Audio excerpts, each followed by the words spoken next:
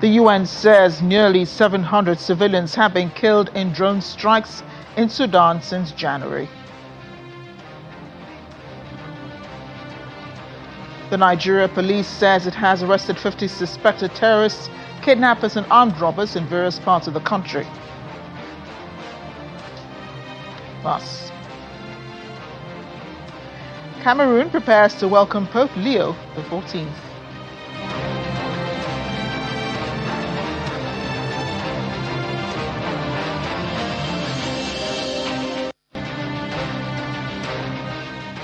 A warm welcome to the program. I'm Amarachi Ubani. We're moving across the continent today, beginning with the war in Sudan. As the United Nations says, nearly 700 civilians have been killed in drone strikes since the month of January this year. This was revealed by the UN humanitarian chief, Tom Fletcher, who says most of the deaths occurred in the first 3 months of this year, with daily drone attacks reported across conflict zones. The strikes have been mostly in the Kordofan and Darfur regions, where fighting remains intense. The war between Sudan's army and the paramilitary rapid support forces has killed tens of thousands of people and displaced more than 11 million others. Entire communities have been uprooted while famine conditions spread across parts of the country. More than 19 million people are now facing acute hunger, according to UN agencies, as food, fuel, and basic supplies become increasingly scarce. Meanwhile, emotions are running high in the Democratic Republic of Congo as communities mark 28 years since the deadly Kiko massacres. Residents gathered in mourning on Tuesday to honor victims of the 1998 violence, while survivors shared painful memories that still haunt them today. Nearly 3 decades on, survivors say justice remains out of reach and support for widows and orphans virtually non-existent. Local groups continue to call the killings crimes against humanity, demanding investigations and accountability. We are with our colleagues who were sent by Africa Reconnaissance to support the victims of Kiko massacre. They want justice to be served and for the victims to be restored to their lives.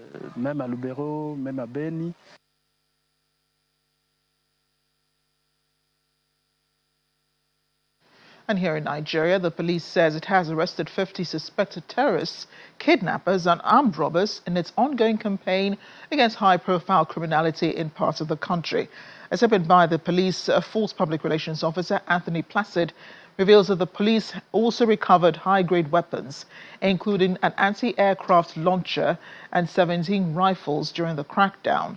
The force has disclosed it secured justice for its own, apprehending the kingpins responsible for the recent murder of 3 police officers attached to Donga Divisional Headquarters in Donga local government area of Taraba State. Also, the headquarters says it's made significant strides in securing the Federal Capital Territory and surrounding states by arresting specialized units involved in one-chance abductions, car burglaries, and the operation of fake police checkpoints.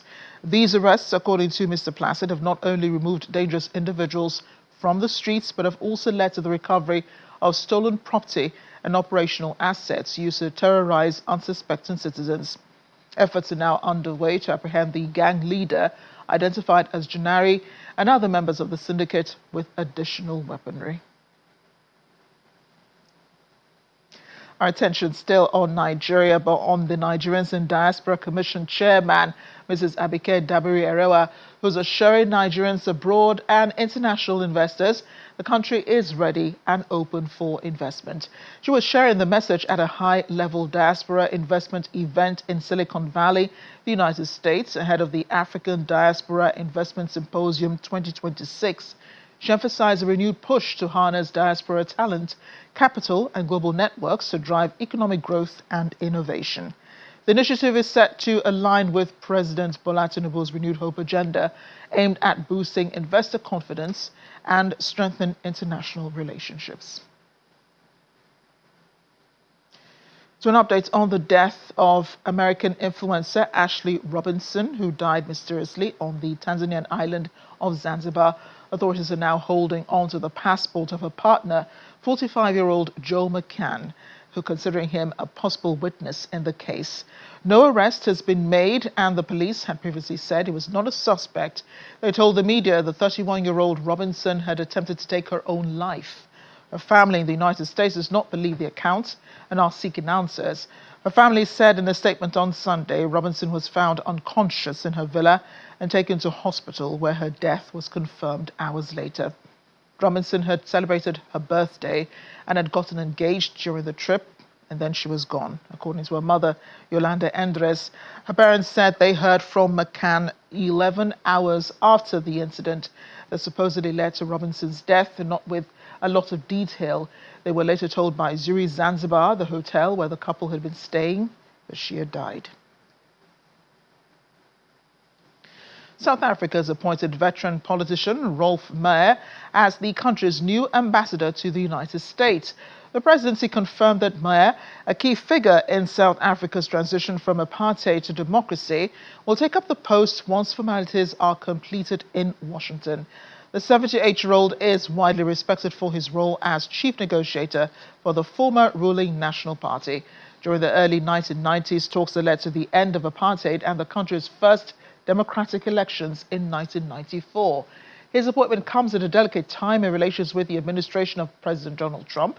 Tensions have persisted over multiple issues, including South Africa's genocide case against Israel at the United Nations, and disputed claims by Donald Trump that white Afrikaners are being persecuted, allegations Pretoria strongly denies. Meyer himself comes from the Afrikaans community, a factor analysts say could influence diplomatic engagement. Let's bring in our correspondent, Innocent Samosa, in South Africa. Innocent, how do South Africans feel about Meyer's appointment? I mean, he is attributed to having led the talks that ended apartheid, but he was also part of the party that helped to perpetrate it. Indeed, colleague, a very good evening to you and our viewers and listeners at home. This, of course, is widely seen as an attempt by President Ramaphosa's presidency to mend the strained relationship between Washington and Pretoria. In fact, many analysts here in the country are saying that he's the right man at the right time to repair these challenges. As you rightly indicated, Amarachi, he, of course, was part of the cabinet of President Nelson Mandela between 1990 and between 1994 and 1996. And there he was, of course, the Minister of Constitutional Development. But we do know that he, of course, replaces Ibrahim Rasool, as you rightly alluded to in your intro, who was expelled because of his comments in Washington. He was, of course, labeled persona non grata. But I can tell you now, colleague, that the sentiment on the ground here is that he is the right man who will be able to basically mend the relationship given his track record. He was, of course, part of the National Party negotiating team alongside President Cyril Ramaphosa. So presidency believes that he's the right man to basically mend the relationship and fix the relationship between the United States, between Washington and Pretoria, Amarachi. Well, probably because they do go way back to the 1990s. But is it interesting, in a sense, that President Ramaphosa will appoint someone who played such a colorful part in the country's history to the United States? Perhaps there is a message that he's trying to pass across to the U.S. President Donald Trump having accused him and black South Africans of persecuting white farmers. Indeed, Amarachi, and I'm glad that you're bringing that element, because you would recall when President Ramaphosa visited the White House, he in fact asked his white counterparts in his cabinet, the likes of John Steenhuisen, who is from a different political party, since we are in the government of national unity. He also brought in the golfers as well, just to really make President Trump to basically change his mind, to say that there is no genocide in the country. So it's a strategy, and I think that it's a good strategy, if you ask me, because there was Mcebisi Jonas, who was from the African National Congress, who was then asked to be to go and mediate the relationship between the United States and South Africa, and that didn't bode well. So the president is trying to perhaps see if whether or not he can try to find someone who maybe President Trump can perhaps relate to him better. But yeah, I think it's a strategy from the presidency. We can only hope that this will actually help to mend the strained relationship between the two nations, Amaraji. Innocent, I do know South Africa is referred to as the Rainbow Nation because of the many ethnicities and the races all under one umbrella. This journey to oneness, however, is still ongoing.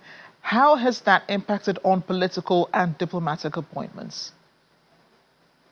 Indeed, I think it's a step in the right direction, if you ask me, because of the current government that we have at the moment. It comprises of different ethnicities. You have Indians, you have white people, you have black people, and this is the government of national unity.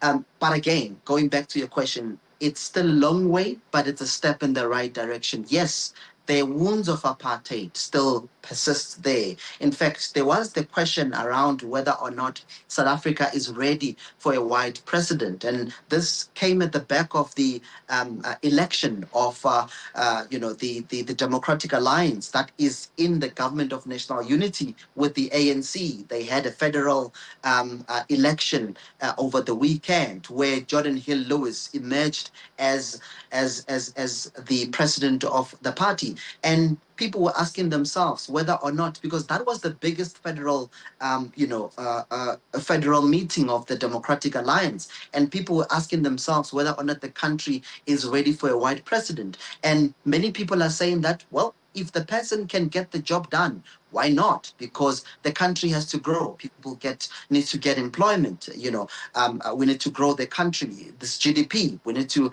get young people involved in the activities of the economy. So that is the conversation that we're having at the moment. But I can tell you now that the journey is still far, but the country, from where I'm sitting, it's making steps in the right direction, Amarachi.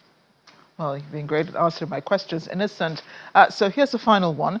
How would you describe South Africa's relations with the United States? Just last month, the U.S. ambassador to South Africa, the new one, was summoned over undiplomatic comments he made about anti-apartheid chant in the country. And now the South African finance minister has been denied accreditation to attend the G20 summit in the United States.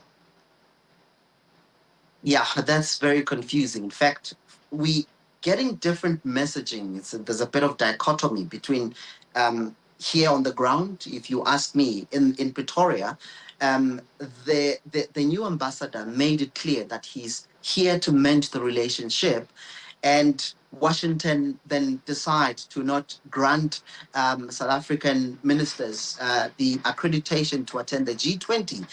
This is the finance minister and the governor of the Reserve Bank, Lesetja Kganyago. But it's also important, Amarachi, to remind our viewers that South Africa helped to build the G20. You would recall that in the ministerial level, South Africa was the president of the G20. The finance minister at that time was Trevor Manuel. He was the president of the G20, and until it was now, escalated to presidential level. But again, I don't know whether or not they will change their mind, during the course of the year, or whether or not South Africa should just take a holiday from the G20 and resume, in November when Europe takes on the presidency. But again, that is still on the table because we have these people, we have the ambassador now, and we have the American ambassador here to basically try to mend the relationship. It's going to be interesting to see how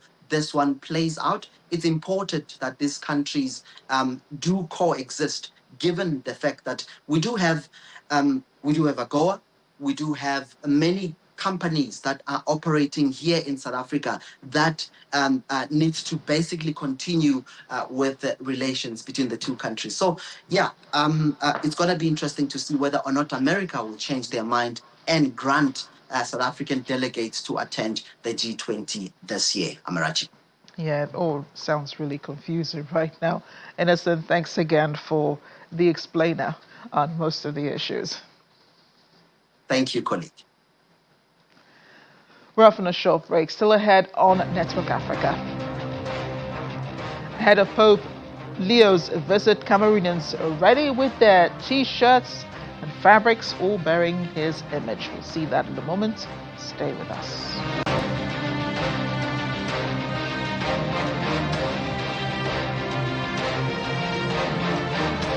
Welcome back to the program. The UN Security Council has unanimously adopted a resolution reauthorizing measures related to the illicit export of petroleum from Libya.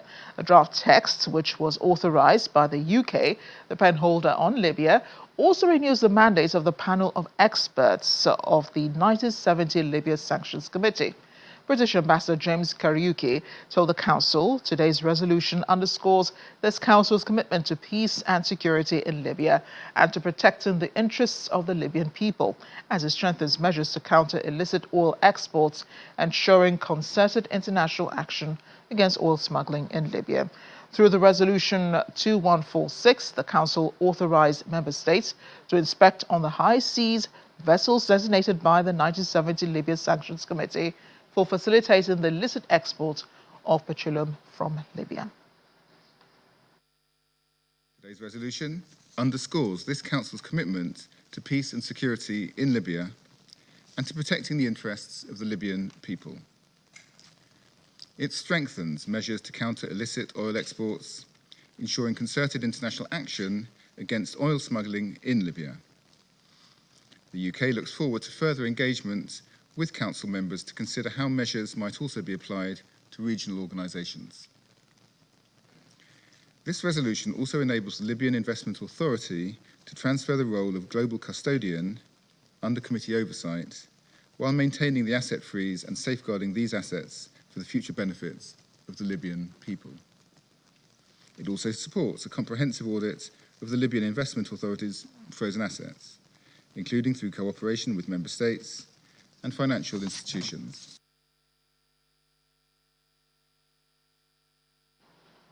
The International Monetary Fund says the Middle East war is now a direct threat to Nigeria's economic recovery, cutting its growth for 2026 to 4.1%.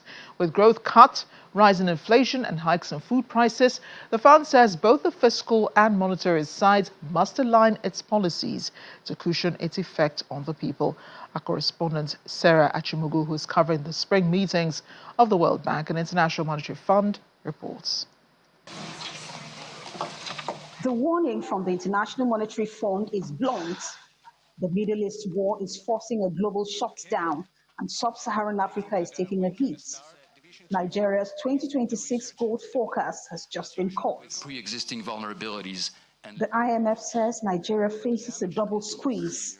Higher fuel and fertilizer prices plus shipping costs are weighing in on non-oil activity, even with oil prices higher.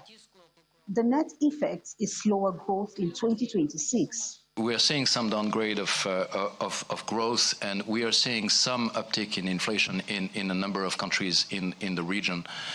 So the impact is very much along the lines of what we see more broadly, which is for a lot of the countries, especially the ones that are energy importers. But there are also energy exporters in the region, and so there is some differentiation in terms of the impact. We have revised down Nigerian growth as well by 0.3 percentage point to 4.1 in 2026, and that is reflecting a balance of two forces. One is that the war-related higher fuel and fertilizer prices and higher shipping costs that I mentioned are going to weigh on non-oil activity in Nigeria.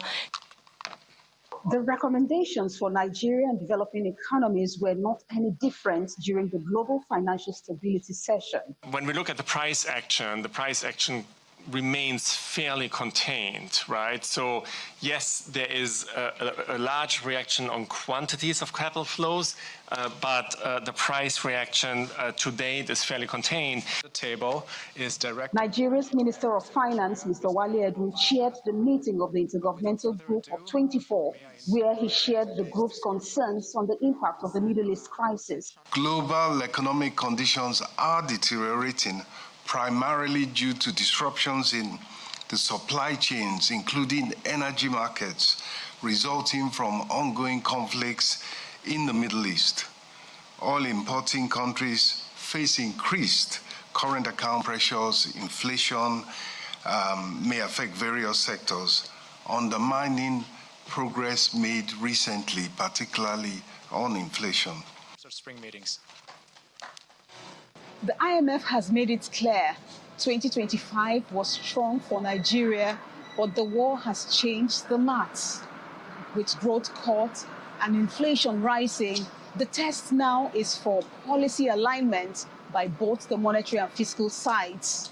From Washington, D.C., Sarah Chimugu, Channels Television News. And anticipation is growing for Pope Leo's visit to Cameroon, a second leg of his 11-day Africa tour. The capital city of Cameroon, Yaoundé, has stepped up preparations with banners, decorations, and tighter security.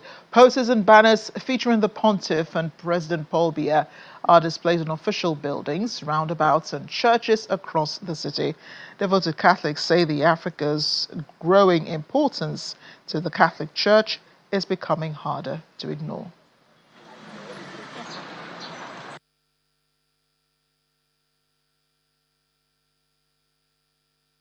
And foremost, spiritual, to enliven our faith, to give a renaissance to our faith, and also to bring us together as the one flock of Jesus Christ.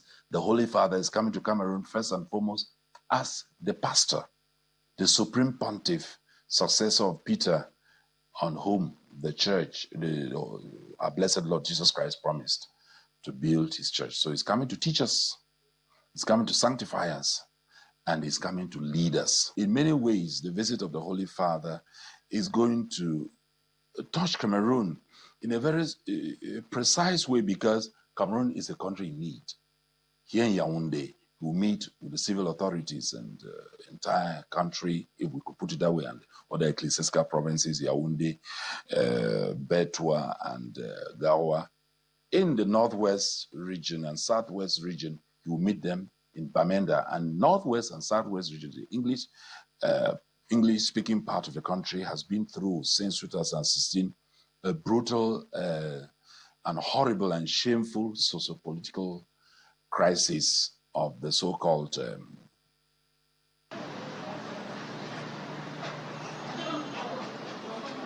And what is a Pope visit without the merchandise? You got it. Christians in Douala also have their streets adorned with banners in anticipation of Pope Leo, but they've also taken it a step further with the Pope's face printed on T-shirts and fabrics. Devotees stressed the significance of the visit, expecting the Pope to deliver a message of peace and love to a nation fractured by more than a decade of international or internal conflict. They also say the Global South is one of the pillars of the Roman Catholic Church, highlighting its growing importance in the faith's future. Ahead of Pope Leo's visit to Cameroon, separatist forces have reportedly declared a 3-day halt to hostilities in the northwest and in the southwest. At a rare pause in a long-running conflict marked by violence, displacement, and millions affected, according to media reports. You know, we like to end with a fun fact about the continent on the program. So here's one for you. Did you know that the shortest war in history lasted less than 45 minutes? And that was in Zanzibar in Tanzania. It was the Anglo-Zanzibar War in 1896. Britain issued an ultimatum. Khalid bin Bagash must step down and vacate the palace by 9 in the morning of August 27, 1896. He refused and instead fortified the palace, gathering around 2,800 supporters, including soldiers and civilians. In response, British forces comprising Royal Navy ships and Marines opened fire. By 9:45, it was all over, with a new ruler in place. And now you know. That's Network Africa today. Thanks for watching. I'm Amarachi Kubani.